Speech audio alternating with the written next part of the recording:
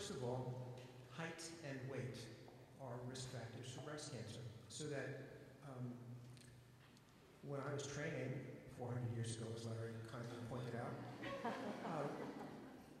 when I actually trained in endocrinology as well as oncology, and if we saw a woman who had an 8.5-pound baby in the 60s, we worked her up for gestational diabetes.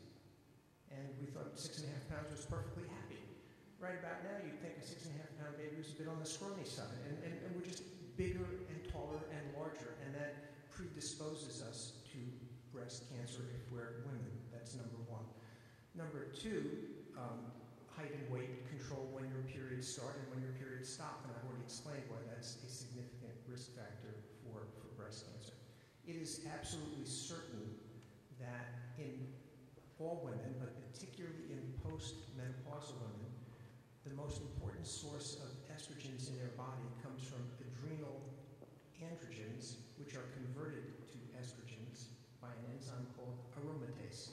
And that enzyme exists in a lot of tissues, but is fairly abundant in fat, which explains why being overweight, you make more estrogens in your body, and that's why both in terms of the occurrence of breast cancer and the recurrence of breast cancer, excess weight is a risk factor, and that's why it's important to try to encourage people to have an ideal weight.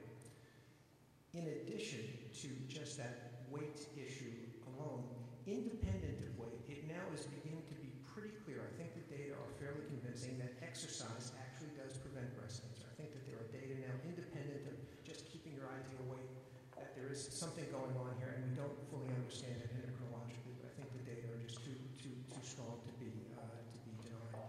With respect to the last point, I've been saving it because I don't completely agree here.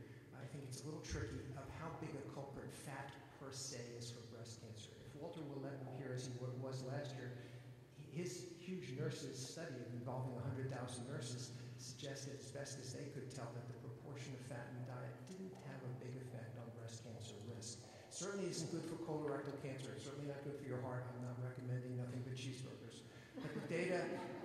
But the data for breast cancer per se are really not too compelling to me. Yeah, it's interesting. The most fat, as Walt would say, fat in your body is not a good thing. All right, so whatever moves fat in your body is not a good thing.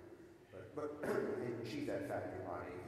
A lot of these low-fat, foods that are being sold, are really extremely high in calories. They replace the fat calories with sugar calories, and so that would promote the development of fat in the body, which would be not a good thing.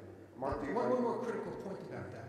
There's now a much stronger link than ever before between obesity and diabetes and breast cancer. There's a lot of evidence now that both insulin and a closely related hormone, insulin-like growth factor, IGF-1, are critically important epidemiologically in breast cancer. And now, for the first time, this is turning out conceivably to be a very exciting potential new therapy for breast cancer as well. So all of these things concatenate together to make being overweight not a good idea.